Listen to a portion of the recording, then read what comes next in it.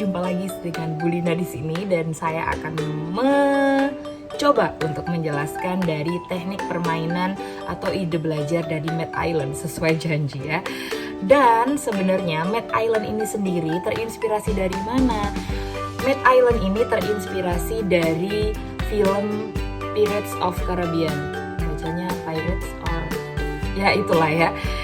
Dan selain itu juga saya terinspirasi dari permainannya anak-anak yang biasanya mereka harus menyelesaikan tahap-tahap tertentu gitu untuk mendapatkan koin atau untuk mendapatkan harta karun juga gitu ya, treasure gitu. Jadi saya ambil idenya dari situ. Kenapa? Karena sebenarnya pembelajaran yang menarik itu adalah pembelajaran yang berasal dari dunianya anak gitu, bukan dunia kita. Sehingga Bapak Ibu guru bisa nyari ide-ide pembelajaran, dan ini juga banyak banget ditanyakan ide pembelajaran itu dari mana. Saya biasanya mendapatkan ide pembelajaran yang gitu dari keseharian, dari membaca, dari anak-anak sendiri. Kita harus masuk dulu ke dunianya anak biar kita paham atau biar kita tahu apa yang sedang mereka sukai.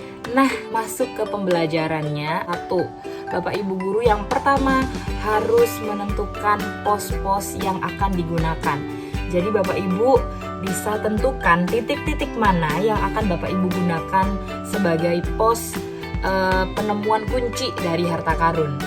Nah, kemudian Bapak Ibu bisa membuat worksheet-nya. Jadi misal pos pertama nanti diisi dengan pertanyaan apa atau bagaimana. Itu jadi nanti Bapak Ibu bisa berikan di dalam masing-masing pos. Yang ketiga, buatlah petanya. Ada banyak pertanyaan di DM.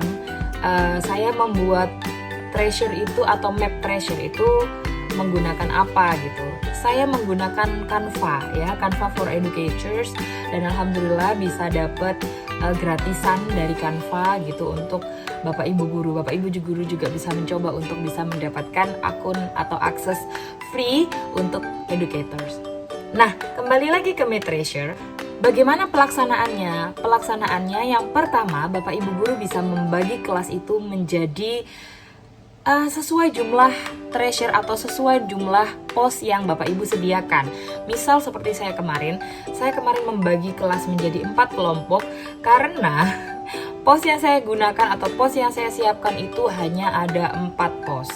Karena keterbatasan tempat, dan alasannya adalah sebenarnya masih banyak space yang bisa saya gunakan, tapi saya memilih satu space, satu lorong.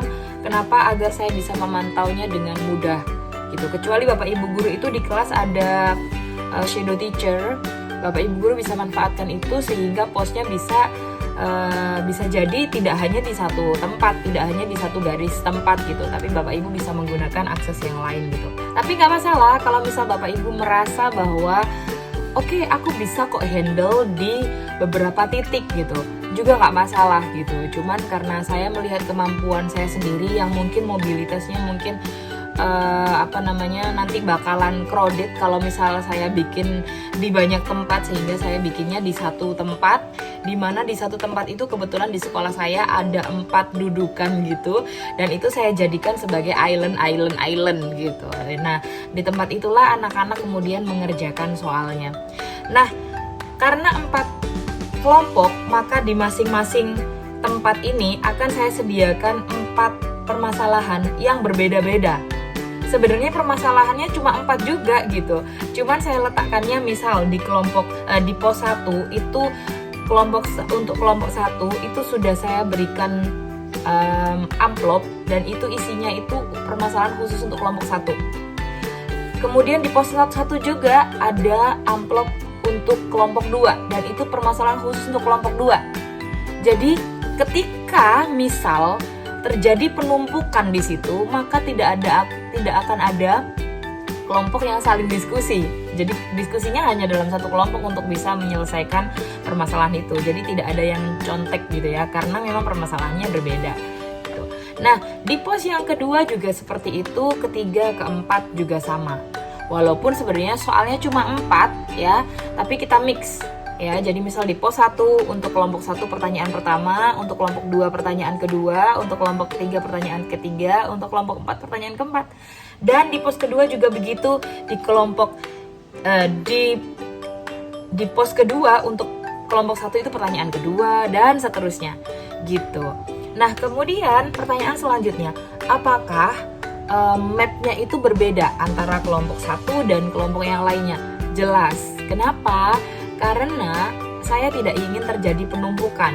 Kalau misal sama, nanti anak-anak akan terjadi penumpukan dan itu akan membuat kelompok yang lain tidak berpikir.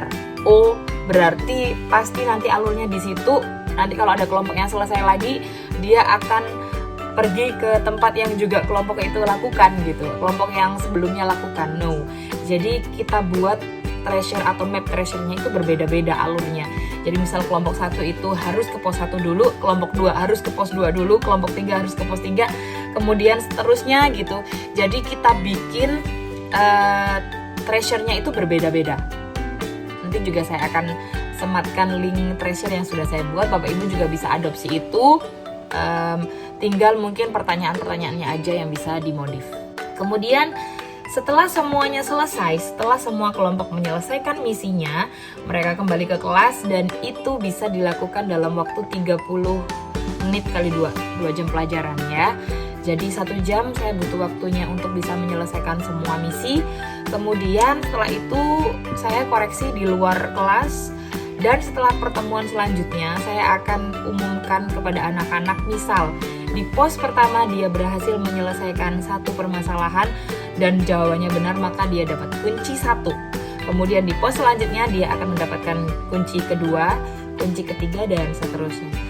Kelompok yang bisa menyelesaikan dengan kunci terbanyak atau kelompok yang mendapatkan kunci terbanyak, dialah yang berhak atas harta karun yang sudah saya siapkan. Begitu ide pembelajaran dari Math Island sendiri. Bapak Ibu bisa adopsi, modifikasi sesuai dengan kebutuhan kelas, sesuai dengan kebutuhan sekolah, sesuai dengan kebutuhan mata pelajarannya Bapak Ibu semua. Mudah-mudahan ada manfaatnya. Sampai jumpa di ide pembelajaran selanjutnya. Bye!